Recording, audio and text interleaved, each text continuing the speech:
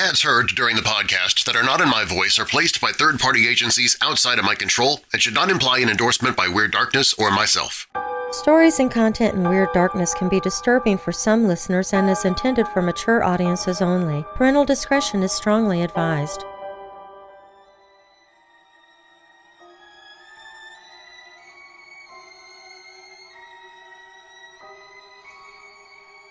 The Red Death had long devastated the country. No pestilence had ever been so fatal or so hideous. Blood was its avatar and its seal, the redness and the horror of blood. There were sharp pains and sudden dizziness, and then profuse bleedings at the pores with dissolution. The scarlet stains upon the body, and especially upon the face of the victim, were the pest ban which shut him out from the aid and from the sympathy of his fellow men. And the whole seizure, progress, and termination of the disease were the incidents of half an hour. But the Prince Prospero was happy and dauntless and sagacious. When his dominions were half depopulated, he summoned to his presence 1,000 hale and light-hearted friends from among the knights and dames of his court, and with these retired to the deep seclusion of one of his castellated abbeys. This was an extensive and magnificent structure, a creation of the prince's own eccentric yet august taste. A strong and lofty wall girdled it in. This wall had gates of iron. The courtiers, having entered, brought furnaces and massy hammers and welded the bolts. They resolved to leave means neither of ingress or egress to the sudden impulses of despair from without or of frenzy from within. The abbey was amply provisioned. With such precautions, the courtiers might bid defiance to contagion. The external world could take care of itself. In the meantime, it was folly to grieve or to think. The prince had provided all the appliances of pleasure. There were buffoons, there were improvisatori, there were ballet dancers, there were musicians, there were cards, there was beauty, there was wine. All these and security were within. Without was the Red Death. I'm Darren Marlar, and this is Weird Darkness.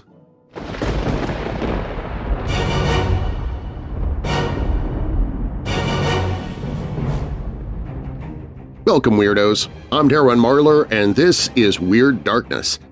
Here you'll find stories of the paranormal, supernatural, legends, lore, the strange and bizarre, crime, conspiracy, mysterious, macabre, unsolved, and unexplained. If you're new here, welcome to the show. While you're listening, be sure to check out WeirdDarkness.com for merchandise, to visit sponsors you hear about during the show, sign up for my newsletter, enter contests, connect with me on social media, hear other podcasts that I host, listen to free audiobooks I've narrated. Plus, you can visit the Hope in the Darkness page if you're struggling with depression, dark thoughts, or addiction. You can find all of that and more at WeirdDarkness.com. Coming up in this episode, I bring you a production from my friends at the YouTube channel Doorway to Nightmare. Since we discovered each other recently, I've had the privilege to play voice roles in many of their productions, including this one, Edgar Allan Poe's Masque of the Red Death, in which they asked me to play the lead role of Prince Prospero. While I'm about to share with you the audio version, Doorway to Nightmare is a YouTube channel, and they do produce videos for each of their stories. So if you're interested in seeing the video version of this story, I've placed a link to it in the show notes.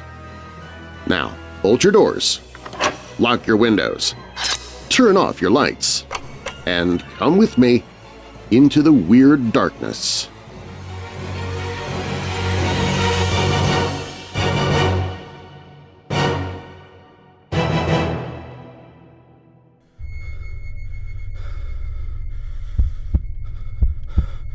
It lies in wait amidst your dreams, where nothing is ever how it seems.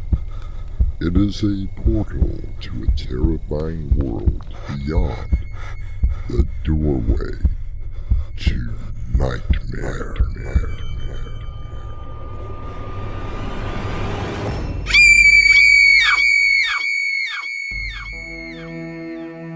Come in. Welcome. I'm your host, Artemis Black. From the years 1346 to 1353, the plague, known as the Black Death, reigned over Europe. It was estimated that over 50 million people died from the effects. With that in mind, if you will look to where I am pointing, you will see a very large mansion sitting on top of a cliff. Inside you will find a party, one that has been going on for several days now. What a wonderful idea! A masquerade! I thought that you'd approve, my dear Shelley. Prosper, do you honestly think that we are protected from the Red Death? I told you I forbade those words from this house. Yes, Edward, I do think that. We have plenty of food and drink and... Entertainment! Oh, Edward, don't be such a killjoy. Have some fun for a change. Maybe we should at least go to the nearby town to see if there are any survivors and bring the Red Death right to our own doorstep? Have you lost your mind? How many people are here on the estate, Prosper? At last count, I would say close to 300. Yes, the wealthiest who had the good fortune of coming here. But what about everyone else? At least I did something. I fortified the house and grounds. I made sure that everyone who came here was well cared for. As long as they had the money. You disgust me, Prosper. Well, if you don't like it, Edward, you can always leave. I would, but Prosper has the place completely sealed. You bet I do. No one will leave.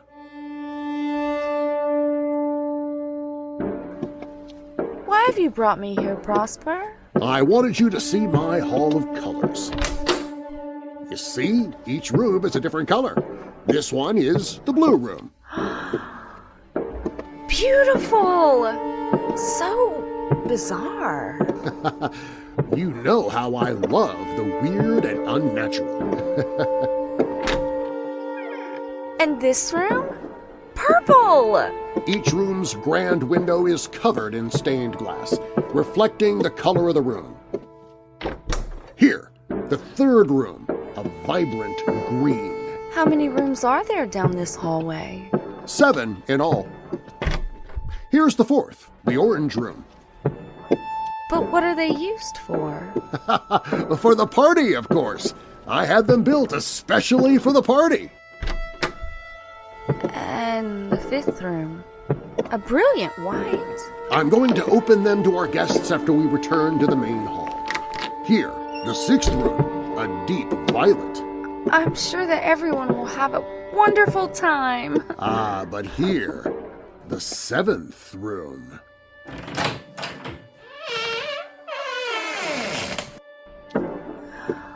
Oh my! It's all black. Heavy curtains hanging from the ceiling. And the carpet. All in black. But the windows, they're tinted in red? A blood red color?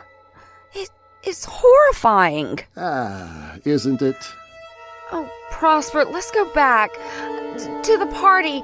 I'm frightened. Look at how the light from the window gives your face a blood red color. Almost as if... Please, don't say it. As if you had contracted the Red Death.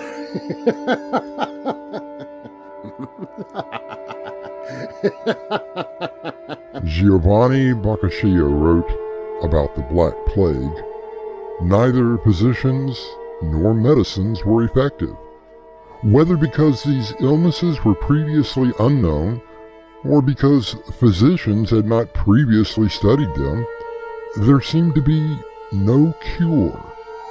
There was such a fear that no one seemed to know what to do. I know what you should do, and that's return with me shortly with Act 2.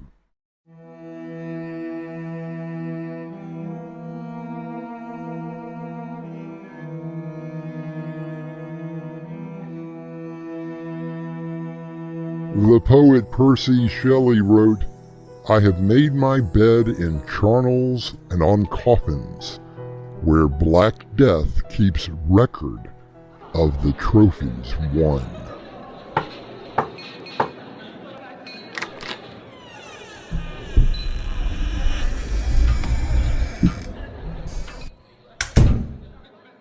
I thought I would find you in here, Edward. Why aren't you with your husband, the mighty Prosper? He's currently playing the guitar for a group in the green room. I've heard everything that he can play. Besides, I wanted to talk with you. Talk to me? About what?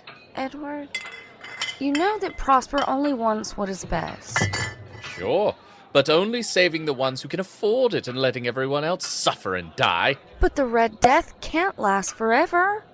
These people are going to be needed when it's finally safe. Those people? The ones who can't even take care of themselves? I mean, come on, Shelley. Prosper hired 10 servants to take care of almost 400 people. They are being well paid. Sure, until they get sick. Now that's not fair. Was it fair to send that cook outside to face the Red Death? She was sick. She could have infected everyone. So, Prosper locks her outside and makes her walk down the road. Prosper did the right thing. The woman never made it to the end of the driveway. She's still laying out there. You can always join her. I would. Gladly. Anything is better than being in this gilded prison.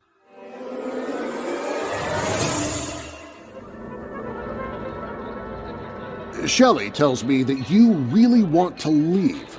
You bet I do, Prosper. You know, the only reason that you're even here is because you were friends with Shelley. She begged me to let you come. So here I am, mighty Prosper. What can this lowly servant of the people do for you?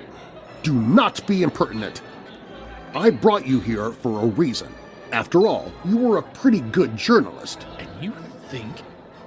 You mean you honestly think that? Now wait just a damn minute! When all of this is over, someone is going to have to tell the world how I, Jonas Prosper, saved this city. You are delusional. There is no way that I... What are you looking at? No, it can't be. Prosper? What are you doing in here? Your guests want to know... No! No! What is it? Your forehead. The perspiration on your forehead, it's blood. No. It can't be. Prosper, please don't do it. Get out.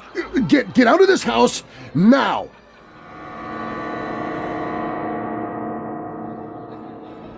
Where do you think he is? Will you forget about him? He's dead. It's lucky we caught it before he infected anyone else. I wonder if he made it to the end of the driveway. I wonder... Well, stop wondering. Now, come on, Shelley, let's go back to the party. I don't want to, Prosper. I just want to... I don't know. The party's getting boring, that's what it is. I think I have an idea to spice things up. I know that look in your eye, Prosper. What are you thinking? I've got it! Remember all of those old clothes I bought some time ago? What about them? As I recall, they were from an old theater group. I'm sure there are some masks and costumes. So? What of it? My dear, we shall turn this party into a masquerade ball.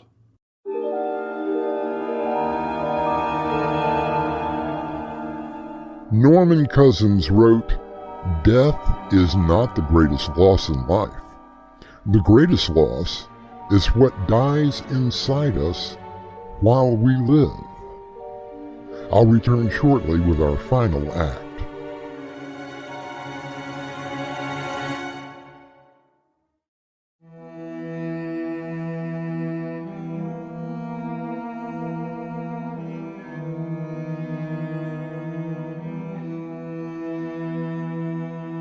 The philosopher and inventor Blaise Pascal wrote, "Let us imagine a number of men in chains and all condemned to death, where some are killed each day in the sight of the others, and those who remain see their own fate in that of their fellows and wait their turn, looking at each other sorrowfully and without hope. It is an image of the condition of man." Oh, look at them. They are having the time of their lives. I have to hand it to you, Prosper. This really was a great idea. And you, my dear, dressed as a leopard cat. Where did you find that leotard? It was at the very bottom of that old trunk. I couldn't believe it. And it actually fits this body of mine. Yes, it does. But you, Prosper, what are you supposed to be? Haven't you guessed? I'm a bum. A beggar.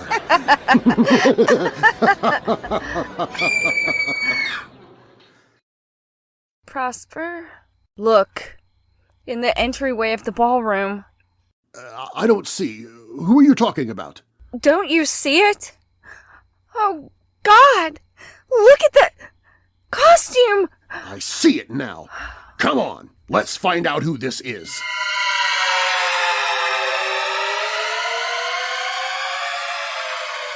Look at the mask. The skull covered in blood. I told everyone, that costume was strictly forbidden. Who are you? I demand to know who you are. Don't you know, Prosper? How did you get in here? I know all of my guests, but I don't recognize your voice. Who are you? Walk with me, Prosper. Walk with me through your colored rooms. Prosper? Who is it? I don't know, but I will find out.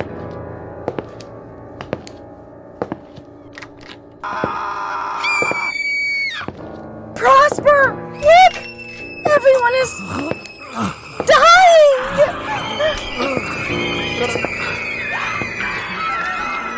I have been here always. There was no escape.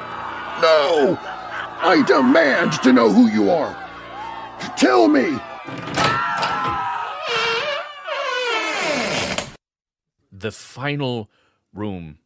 Black room with the red windows. Prosper! Help! Shelley! Prosper! Your face! Please! It's covered in blood!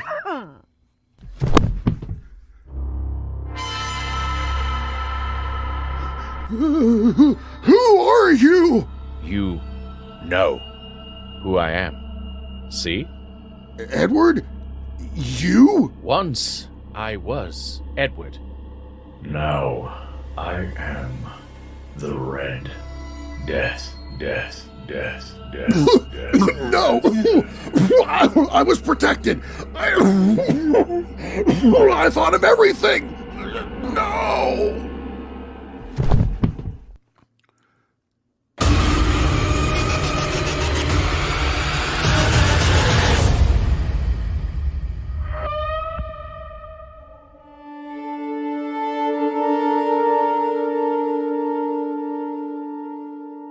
As the blood pours from the body of Prosper, Edward begins to walk out of the mansion, carefully stepping over the bodies of the dead. I'll have a final word in just a moment.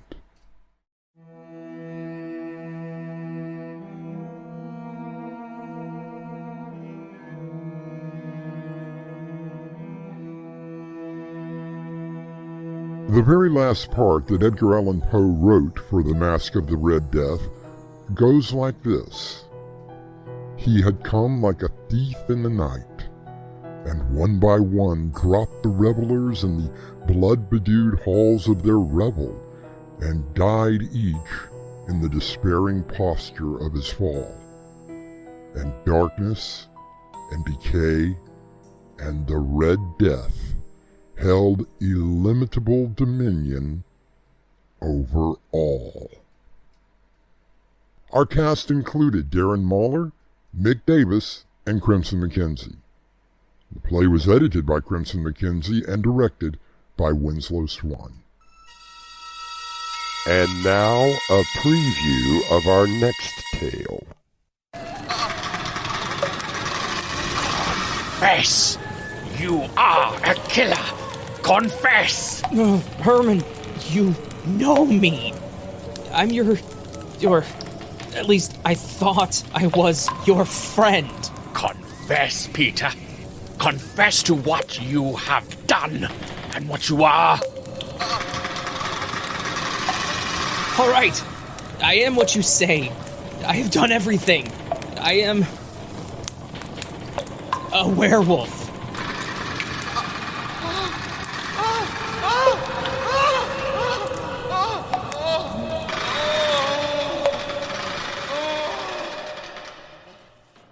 This is Artemis Black, inviting you to return with us to the Doorway to Nightmare for another adventure into the terrifying world of your imagination. Until next time, slumber peacefully. Epilogue. The butler did it.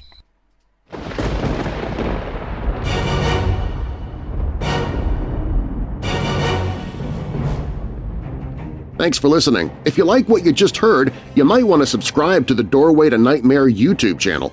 I've linked to it in the show notes.